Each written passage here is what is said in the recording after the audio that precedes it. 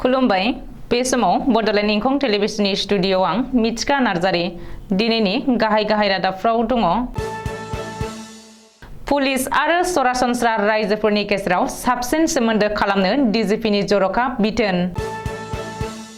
2024 नि लकसभा बिसायख'थियाव बिपिएफआ मोननै बियाबाव बिजाथि होगोन। हाइलाकान्दियाव मरेल पुलिस 6 सुबुंखौ हमबाय। AIUD बा बिजेपिनि टीम बि जानानै थानायनि सोलाय बिजेपिजोंसो गोरोबलांथों बुंदों गौरब गगৈ। सरभगनि कलबारि गामियाव हाखौ लानानै दाङाबाजि 3 सुबुंनि जिउ खहा आरो गोबांसा जोखोम। गसाइगावआव थाबैनो लामा बानायनांगौनि दाबिजों रायजो राजाफ्रा सोमावसारदों। दानिया फैदिनि आबुं रादाबाव।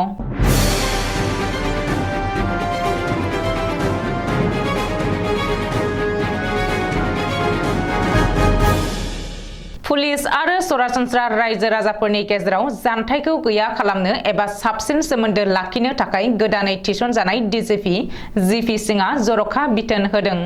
डिजिपिनि बिथोन बायदियै पुलिसआ सानफ्रामबो 2 घन्टा समखौ रायजो राजानो होनांगोन। समबारनिफ्राय फुंनि 11:30 रिंगानिफ्राय सानजौफुनि 1:30 रिंगासिम रायजोनि गासैबो एसपि मावख'आव सरासनस्रा रायजो राजाफ्रा गावबा गावनि अजदखौ होनो हागोन। मख'नो गोनांदि रायजोनि गासैबो जिल्लाजों लोगोसे आसाम पुलिसनि गाहाय मावख'आवबो आरखि दरबार एबा पुलिस दरखं जागायदों।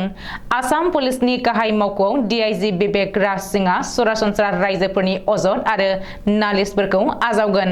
मख'नो गोनांदि सिगां समफोराव आसाम पुलिसनि गोजौ थाखोनि अफिसारफोरखौ सरासनस्रा सुबुङा लोगो हमनायाव माखासे जेंना आरो बेखाबुफोर दङमोन।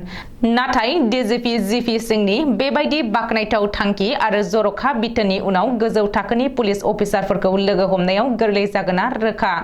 बेनिखायनो आसाम पुलिसनि बे थांखिखौ सरासनस्रा रायजो राजाफ्रा गोजोननाय फोरमायदों। 2024 मायथाइयाव जानो गोनां लकसभा बिसायख'थियाव बिपिएफ दोलोआ मोननै बियाबाव बिजाथि होनो थांखि लादों। दिल्लीयाव गोबाव सम थानानै आसामाव फैफिननाय बिपिएफनि आफादगिरि हाग्रामा महिलारिया बे बाथ्राखौ फोरमायदों। ओरैहाय बिजेपिजों लोगोसे जथायै आसाम आरो बिटिसिखौ खुंनाय इउपिपिएल दोलोआबो मोननै बियाबाव बिजाथि होनो सावरायलायनाया सोलिगासिनो। मख'नो गोनांदि बियाब दाफामनाया जायोब्ला बिपिएफआ क'क्राझार आरो अदालगुरियाव निजायै बिजाथि होगोन होननानै हाग्रामा महिलारिया फोसावदों। बेबायदिनो प्रमद बर' दैदेननाय इउपिपिएलआबो दाबि खालामदों। नाथाय इउपिपिएल आरो बिपिएफनो गोरलैयै मोननै बियाब हगारना होनो सानाखै बिग ब्रादार बिजेपिआ। मख'नो गोनांदि बिसायख'थिया गोलाव सम दंबावो। इउपिपिएलआ जोंजों गोरोबथायाव दङ। बिपिएफजोंबो बिधान सभायाव फ्ल'र क'अर्डिनेशन दङ।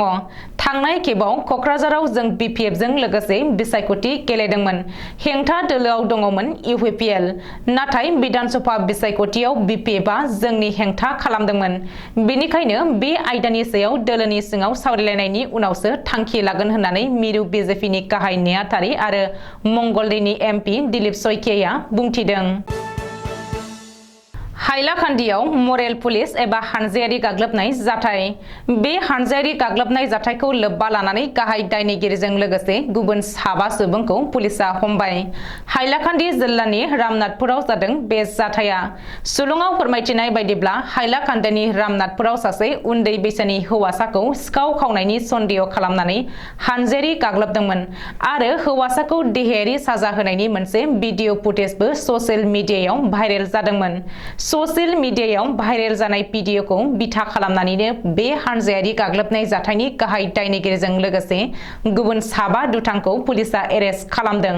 हमजानाय 6 सुबुंखौ फारियै निजामुद्दिन बरपुया, गाहाय दायनिगिरि आब्दुल मानक मजामदुर, आफ्ताउद्दिन चौधुरी, आमिरुद्दिन मजुमदार, बदरुद्दिन चौधुरी आरो आब्दुल मजुमदार होननानै सिनायथिनो हादों।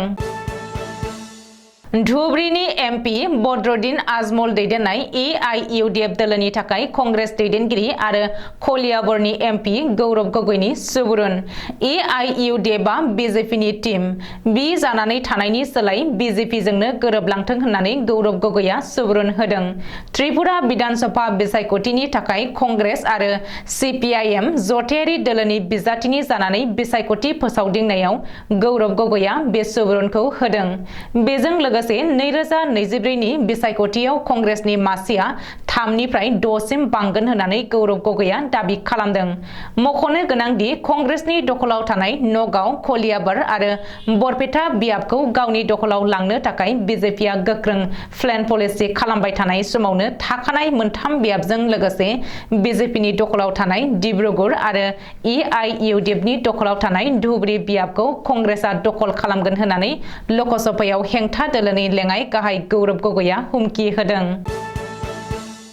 बरपेटा जिल्लानि सहरबगाव हाखौ लानानै मोननै हानजानि गेजेराव दाङाबाजि मोननै नखरनि गेजेराव हाखौ लानानै गोलाव समनिफ्रायनो सोमजिनाय एना-एनिया दिनै हिंसायारि महर लादों। मोननै नखरनि गेजेराव हाखौ लानानै सोमजिनाय बे दाङाबाजियाव 3 सुबुङा जिउ गोमानायजों लोगोसे गुबुन 9 सुबुङा गोब्राब जोखोम जादों होननानै मिथिनो हादों।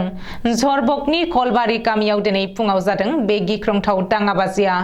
रिपर्ट बायदिब्ला 50 सोद्रोमानि मोनसे हानजाया गुबुन मोनसे हानजाखौ सिखा, रुवा, थुंग्रि आरो लावथिजों गाग्लोबहोयो। बेनि अनगायैबो न'आव अर लागायनानै होयो। बे जाथायाव न' सिङाव थानाय 70 बोसोर बैसोनि आसिमन नेसाया मुंनि सासे बैसोगोरा आइजोआ गोथाङैनो खामथार जायो। बेनि अनगायैबो दुथांफोरा गंसे बाइक, गंसे ई-रिक्साजों लोगोसे माखासे लाइ लथरफोरखौ सावनानै सेवहांगार खालामो आरो गंसे बलेर' पिकआप गारिखौबो बुख्रेबनानै गालाङो। बे दाङाबाजियाव जिउ गोमानाय गुबुन 2 सुबुंखौ हासमत आली आरो साइफुल इस्लाम होननानै सिनायथिनो हादों। रिपर्ट बायदिब्ला हासमत आलीनि थाखायनो दिनैनि बे गेदेरथार दाङाबाजिया जादों आरो सुबुंनि जिउ गोमादों।